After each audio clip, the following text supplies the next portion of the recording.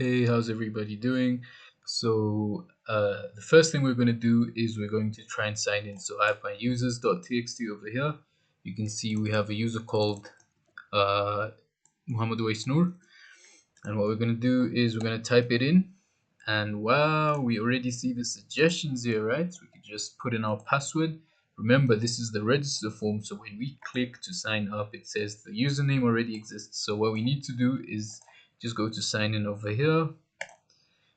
Voila.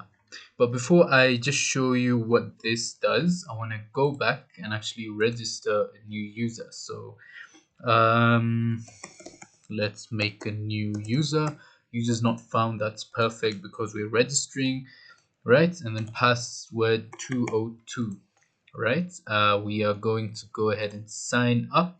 Operation has been successful. So now we're going to log into our account. Now here's the thing with this. You can see that the user Dean Ambrose is not showing up. That's the reason for that is we're not currently caching using Tanstack, and the reason for that is because it needs to go to the back end and generate a UUID. So if I click yes, you can see that it's been generated, and okay, now it's showing. That's good. So if I remember the password correctly, I'd be able to sign in. All right, so let me just go ahead and show you what this does. I'm going to type in a text, and as you can see, there's some sort of animation. What is this? It's a bubble sort animation, so it shows you visually how bubble sort works. Let me type in something else.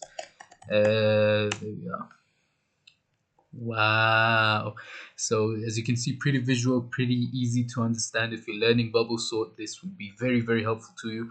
And now for those of you who do not know how bubble sort works, I'm going to show you how it works with this text right here. So now you're going to see how these Z's are pushed to the end, and we have an alphabetically sorted text at the end. So you can see the Z is going forward until it meets the next one, and then it finishes sorting this before it goes back and pushes this forward. So you see, that's amazing. Another functionality of this app is we have a management module, right? So this is to manage the users right here. So you can use the admin role to go ahead and sign in. Oops. We're signing in, not registering. So here we go. You can see all of the users that we have. And now I'm going to go ahead and do something really interesting here. I'm going to go here.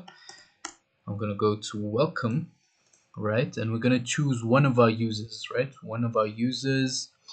Let's go with John Cena. So if I want to sign in as John Cena, right? There's obviously the password here. You can't see me, but what if I want to change it? What if I want to say attitude adjustment? That's a long password, but let's just go with it.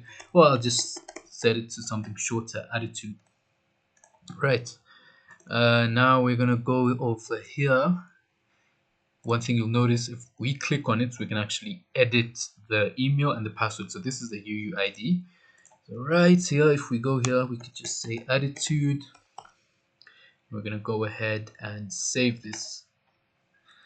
So the element has been updated. If we go to our database, not yet, right? We're going to have to wait. There we are.